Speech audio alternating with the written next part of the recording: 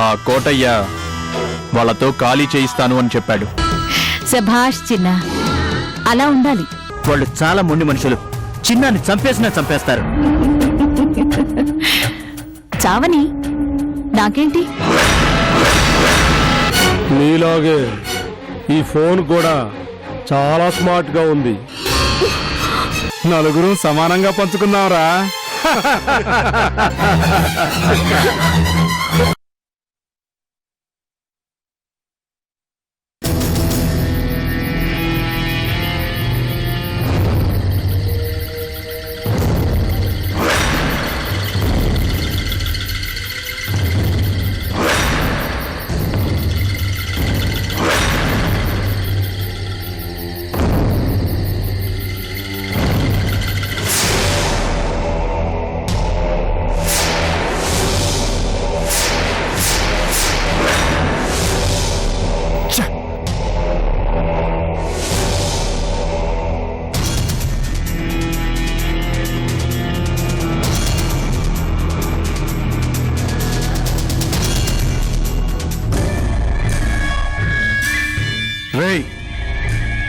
ఈ రోజు వాళ్ళని వదలటానికి వీల్లేదురా.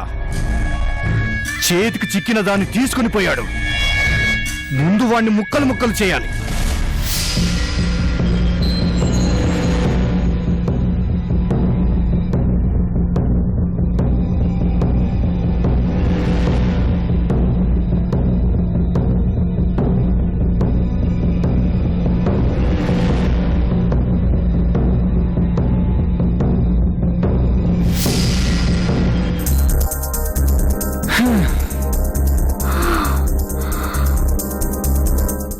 వీళ్ళ వరస చూస్తుంటే ఈ రాత్రి అంతా మనం ఇక్కడే ఉండాల్సి వచ్చేలా ఉంది.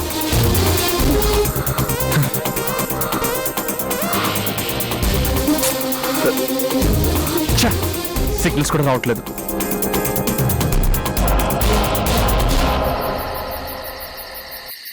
ఇలాంటి చోటుకు వచ్చేటప్పుడు కాస్త వెనక ముందు చూసుకొని రావాలి.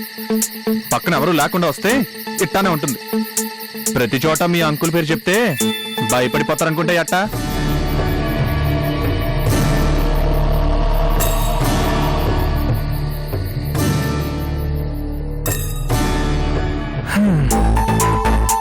వాళ్ళు ఈ రాత్రికి వెళ్ళేటట్లేరులే.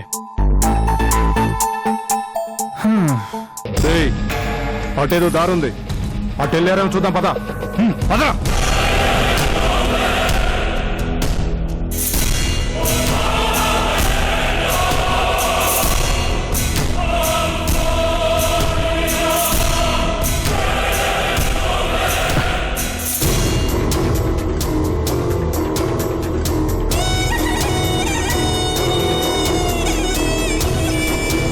ఇక్కడే ఉండు.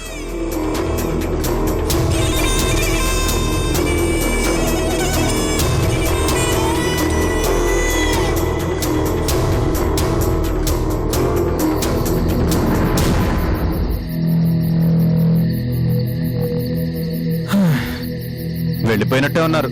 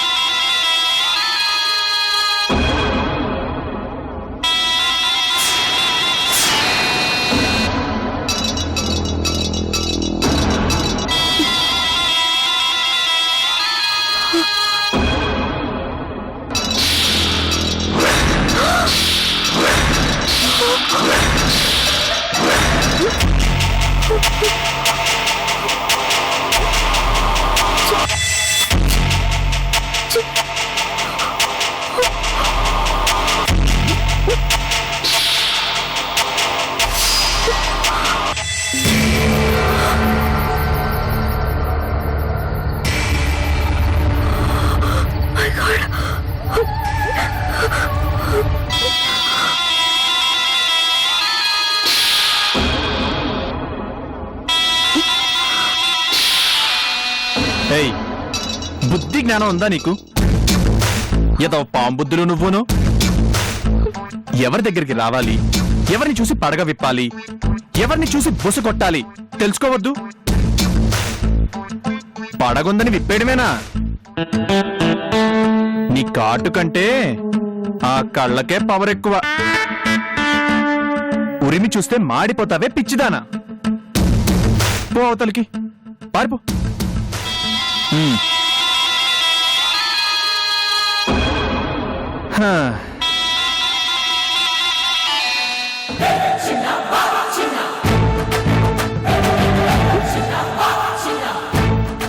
హా.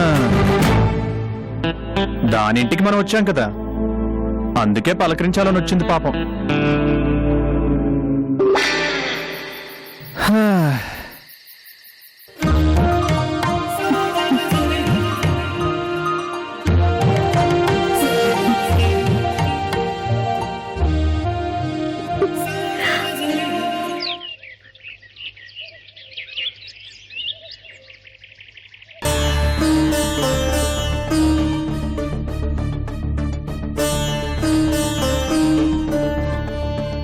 రాత్రంతా ఎక్కడుందో ఎలా ఉందో ఏ ప్రమాదంలో ఇరుక్కుపోయిందోనని భయంగా ఉందండి.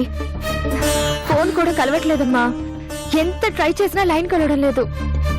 అదంతా ఫారెస్ట్ ఏరియా, నెట్వర్క్ ఉండదు. అసలు తను అక్కడే ఉందో లేకపోతే అక్కడి నుంచి వచ్చిందో అర్థం కావట్లేదండి. మనతో బయలుదేరుతాను అని చెప్పింది కదా అమృత, మధ్యలో ఏమన్నా జరిగిందా? అసలు తన్ని ఒక్కదాన్ని పంపించడం నాది తప్పు. ఎవరినో ఒకరిని అరేంజ్ చేస్తాను అంటే వినకుండా వెళ్ళిపోయింది. ఇంకా లాభం లేదు, పోలీసులకి కంప్లైంట్ ఇవ్వాల్సిందే.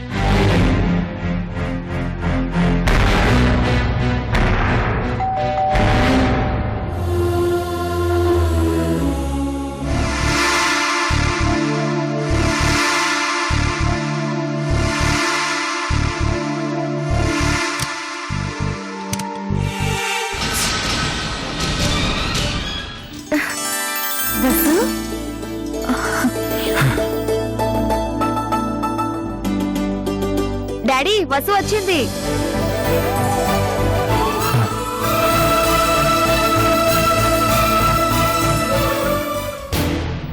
అమ్మ వసు, ఏమైందమ్మా? ఎక్కడికి వెళ్ళిపోయావు? ఈ అవతారం ఏంటి? అసలేం జరిగింది?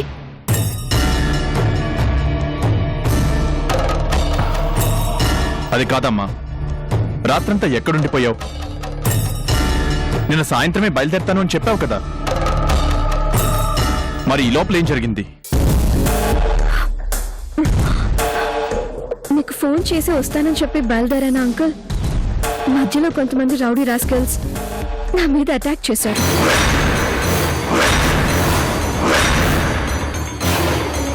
అదుగో, నేను చెప్పానా, ఒంటరిగా ఉన్న ఆడపిల్లని చూస్తే అలాంటి దుర్మార్గులు వదిలిపెట్టరు. అందుకే ఒంటరిగా వద్దు అన్నాను, వినలేదు. ఎవరు వద్దు అని ఒక్కదానివే వెళ్ళావు. చూడు ఎంత ప్రమాదం జరిగిందో. ఏం కాలేదు కదా ఆంటీ. సమయానికి ఒక వ్యక్తి వచ్చి నన్ను కాపాడారు అంకుల్. అతను లేకపోతే నేను సేఫ్గా వచ్చేదాన్నే కాదు. ఎవరమ్మా అతను? చిన్న.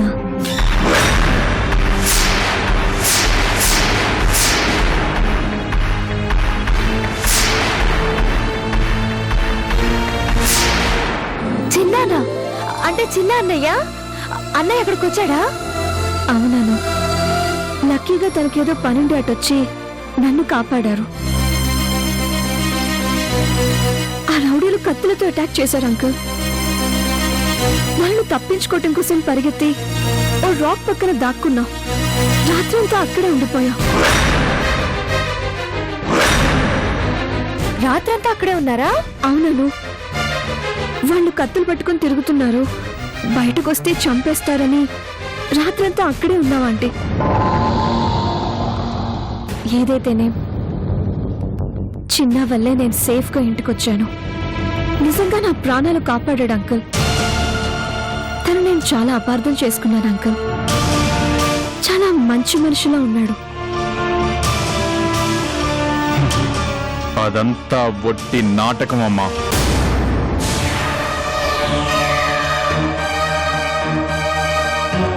ఆ వచ్చిన రౌడీ వెధవలు కూడా వాడు అరేంజ్ చేసిన వాళ్లే అయి ఉంటారు. నీ దగ్గర ఇంప్రెషన్ కొట్టేయడం కోసం ఇలాంటి చీప్ డ్రామాలు ఆడుతున్నాడు. లేకపోతే నువ్వెళ్ళిన టైంకే వాడు అక్కడికి రావడం ఏంటి? అది అంత అడవి ప్రాంతంలో వాడికి పనేంటి? నువ్వు వెళ్తున్నావని తెలుసుకుని నిన్ను ఫాలో చేసుంటాడు. వాడే మనుషుల్ని పంపించి నిన్ను రక్షించినట్టు నాటకం ఆడాడు. ఇలాంటి చీప్ ట్రిక్స్ మనం సినిమాల్లో చాలా చూస్తుంటాం. ఎలాగైనా మన దగ్గర మంచి ఇంప్రెషన్ సంపాదించడం కోసం ఇదంతా ప్లాన్ చేశాడు. లేదు అంకుల్, అతన్ని చూస్తే ఎందుకో నాకు అలా అనిపించలేదు. సిన్సియర్ గానే కాపాడాడు అనిపించింది. ఒంటరిగా ఉన్నప్పుడు అతని ప్రవర్తన అది చూస్తుంటే చాలా సిన్సియర్ గానే అనిపించింది నాకు. పోనీలే వసు, ఏదైతేనే నువ్వైతే సేఫ్ గా తిరిగొచ్చు. నీ గురించి రాత్రి నుంచి ఎంత టెన్షన్ పడ్డామో తెలుసా? నీ అంకుల్ కాసేపు ఉంటే పోలీస్ రిపోర్ట్ ఇచ్చి ఫారెస్ట్ లోకి నిన్ను వెతకడం కోసం మనుషుల్ని పంపిద్దాం అనుకున్నారు కూడా. అయ్యో అవునా? అయినా ఎందుకు వసు ఇంత రిస్క్ చేస్తున్నావు? తీసా సబ్మిట్ చేయాలంటే ఇంత సాహసం చెయ్యాలా? ఎప్పుడు అలా జరగదు అను. అనుకోకుండా ఏదో అలా జరిగింది. సర్లే వసు, ముందు వెళ్ళి ఫ్రెష్ అప్ అవ్వు. అను వెళ్ళు. రా వసు.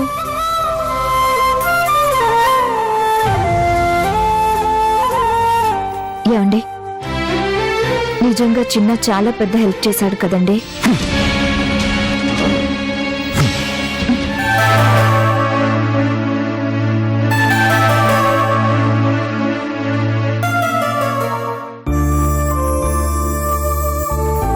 డాడీ, అబ్బా, రోజు ఈ మందులు మింగాలంటే కష్టంగా ఉందమ్మా. రోజు ఇలా మందులు వేసుకునే బదులు ఒకేసారి వేసుకుంటే తగ్గిపోయే మార్గం ఏదైనా ఉందా?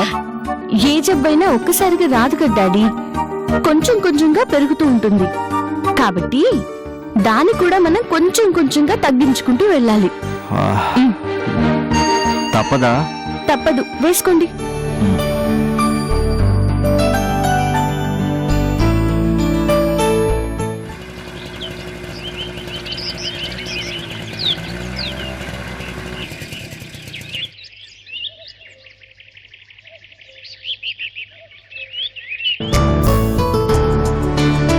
తాతయ్య, అను, రామ్మా. రారా. ఏంటమ్మా, నువ్వు ఈరోజు కాలేజీకి వెళ్ళలేదా? ఎలా వచ్చావు? ఈ రోజు కాలేజ్ కి డుమ్మా కొట్టేశాను తాతయ్య. ఎందుకమ్మా? నీకు గుడ్ న్యూస్ చెప్పాలి తాతయ్య. అంత గుడ్ న్యూస్ ఏంటమ్మా? చెప్తాను. ఆంటీ, నువ్వు కూడా కూర్చో. కరుణ, కూర్చో. ఇప్పుడు చెప్పమ్మా. అసలు మన ఇంట్లో ఆ, ఎవరి వల్ల ఇన్ని గొడవలు వస్తున్నాయి చెప్పండి? ఏం గొడవలమ్మా? ఏం గొడవలా? నా బర్త్డే రోజు ఎంత గొడవ అయ్యింది? డాడీ మిమ్మల్ని ఆంటీని ఎంత కోప్పడ్డారు? ఇవన్నీ ఎందుకయ్యాయి? ఎందుకే ఉందమ్మా, ఉన్నాడుగా చిన్న, వాడి వల్ల అయింది. మాట్లాడితే అన్నయ్యని ఏదో ఒకటి అనాల్సిందేనే తాతయ్య. అసలు అందులో అన్నయ్య తప్పేవీ లేదు. తప్పంతా వసుది.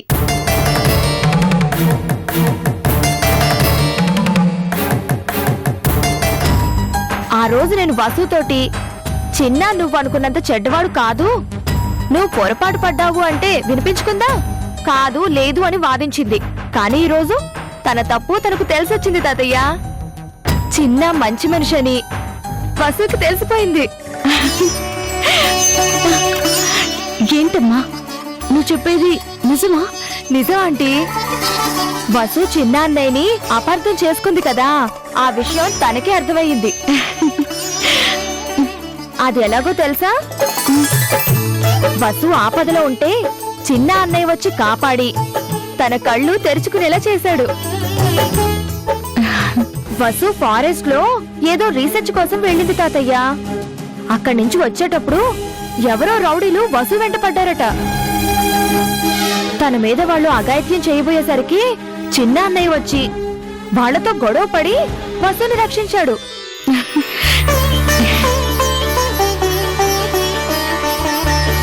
అవునా? వాళ్ళ నుంచి రక్షించడానికి వసుని తీసుకుని అక్కడ అడవిలో రాత్రంతా ఉన్నారట. ఆ రౌడీలు వెళ్లిపోయాక సేఫ్ గా ఇంటికి తీసుకొచ్చాడు వసుని. వసు థ్యాంక్స్ చెప్పబోతే కనీసం మాట్లాడని కూడా మాట్లాడకుండా తన దారిని వెళ్లిపోయాడట. నిజంగా తప్పు చేసిన మనిషి అయితే వసు చేసిన అవమానాలకి మళ్ళీ మొహం కూడా చూసేవాడు కాదు. బాగా అయ్యిందిలేని తన దారిని తను వెళ్లేవాడు. ఆ విషయం వసుకి ఇప్పుడు అర్థమయ్యింది. చెప్పాను కదా డాడీ, చిన్న చెడ్డవాడు కాదు అంటే ఆ రోజు నా మాట ఎవరైనా విన్నారా? ఇప్పటికైనా అర్థమైందా వాడు ఎలాంటి వాడు?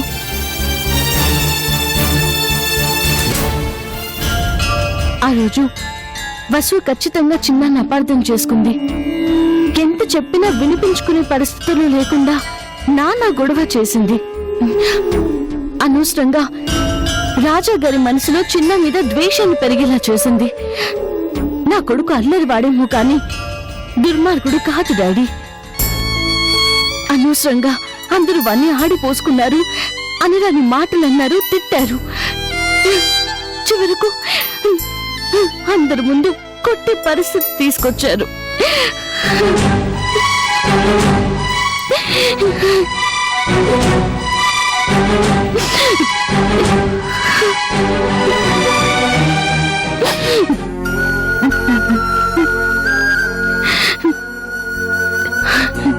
సరేనమ్మా, ఎవరు కావాలని చేసింది కాదు కదా. నువ్వెందుకంత టెన్షన్ పడతా? కాస్త ఓపిక పట్టు. ఎలా డాడీ? ఆ రోజు వసు చెప్పింది నమ్మాలి కానీ ఎవరైనా చిన్న విషయంలో ఓపిక పడ్డారా? ఒక్కసారి వాడు ఎలాంటి వాడని ఆలోచించుంటే చిన్నకంత అవమానం జరిగేదా?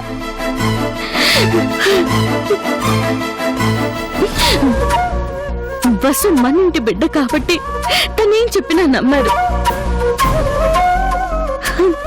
అదే చిన్న మన ఇంటి పిల్లాడు కాదు కాబట్టి నోటికొచ్చినట్టు తిట్టాం, కొట్టాం. మంచితనం ఎప్పటికీ మాసిపోదు, దాని స్వచ్ఛత బయటికి తెలుస్తుంది. నిజమేనమ్మా, చిన్న విషయంలో మనం తొందరపడ్డాం. కానీ మనం ఎంత తొందరపడినా, ఎంత అవమానపాలు చేసినా వసుని కాపాడి రాజా పరువు నిలబెట్టాడమ్మా ఆ చిన్న. ఏ తల్లి కన్న బిడ్డో గాని వాడిది చాలా గొప్ప మనసమ్మా.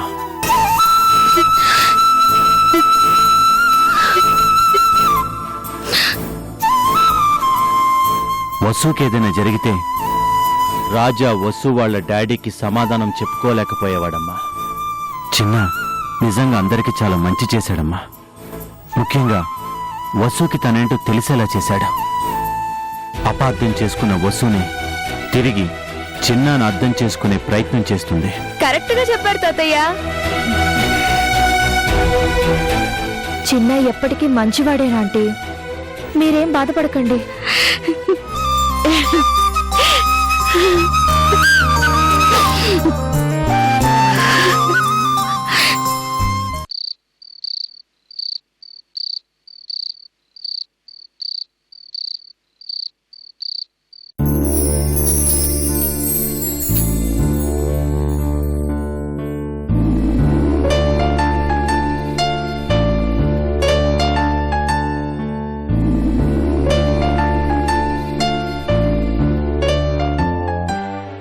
ఇలాంటి చోటుకు వచ్చేటప్పుడు కాస్త వెనక ముందు చూసుకొని రావాలి. పక్కన ఎవరు లేకుండా వస్తే ఇట్టానే ఉంటుంది.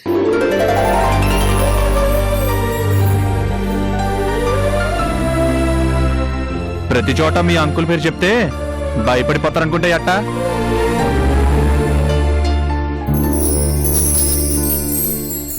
ఎవరి దగ్గరికి రావాలి, ఎవరిని చూసి పడగ విప్పాలి, ఎవరిని చూసి బుస కొట్టాలి తెలుసుకోవద్దు. నీ కాటు కంటే ఆ కళ్ళకే పవర్ ఎక్కువ. ఉరిమి చూస్తే మాడిపోతావే పిచ్చిదానా.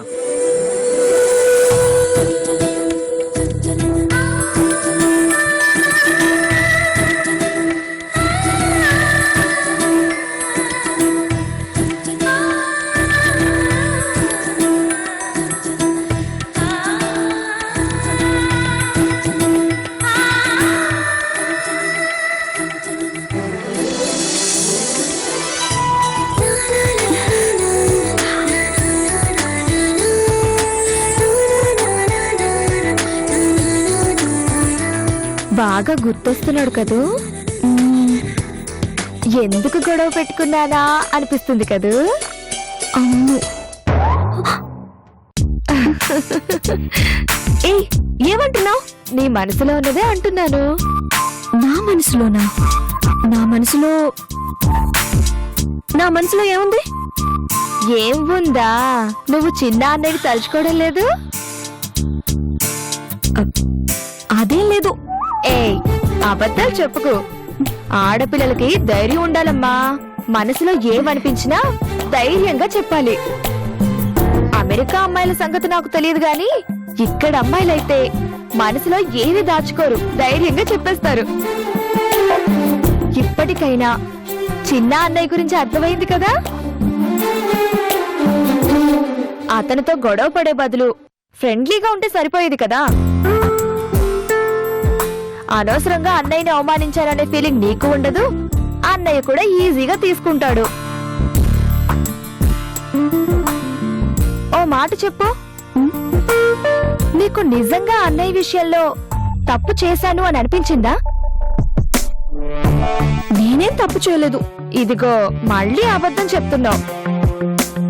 నీకు తప్పు చేయలేదు అనిపిస్తే ఇప్పుడు అన్నయ్య గురించి ఎందుకు ఆలోచిస్తున్నావు? అది సరే గాని అన్నయ్య నువ్వు రాత్రంతా అక్కడ అడవిలో ఉన్నారు కదా, మీరిద్దరూ ఏం మాట్లాడుకున్నారు?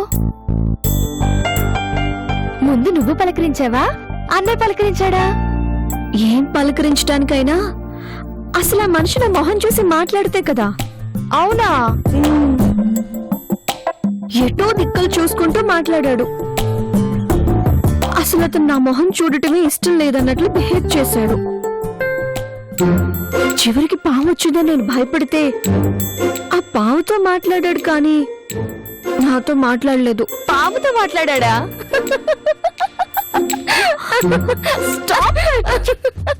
సారీ వసు, పాముతో. నీతో మాట్లాడడం కంటే పాముని పలకరించడం బెటర్ అనుకుని ఉంటాడు అన్నయ్య. సరే మరి అలా ఉడుక్కోకు. నిజంగా అన్నయ్య నీ విషయంలో ఎంత భయపడకపోయి ఉంటే అలా బిహేవ్ చేస్తాడు ఆలోచించు. నీకంత సాయం చేసిన మనిషికి కనీసం థ్యాంక్స్ చెప్పి ఓ షేక్ హ్యాండ్ అయినా ఇచ్చి రావాల్సింది కదా. మాట్లాడటమే లేదు అంటే మళ్ళీ షేక్ హ్యాండ్ ఇవ్వటం కూడానా? అలాగని వదిలేస్తావా? నీతో మిస్బిహేవ్ చేశాడని డాడీతో చెప్పి కొట్టించేదాకా తీసుకెళ్లావు కదా.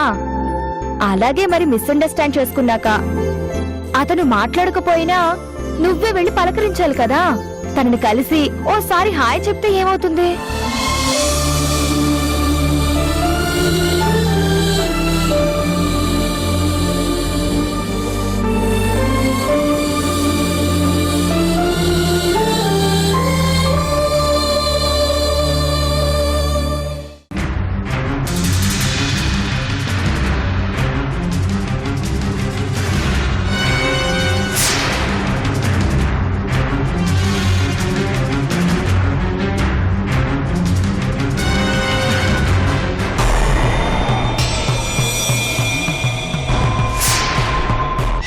ది జోడి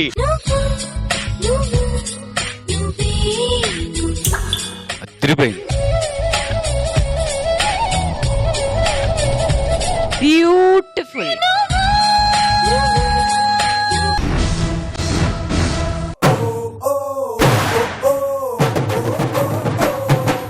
అరే మీ ఆడవాళ్ళు రా, నువ్వు కాదురా. ఇదే జీన్స్ అంటే వర్షన్ 2.0.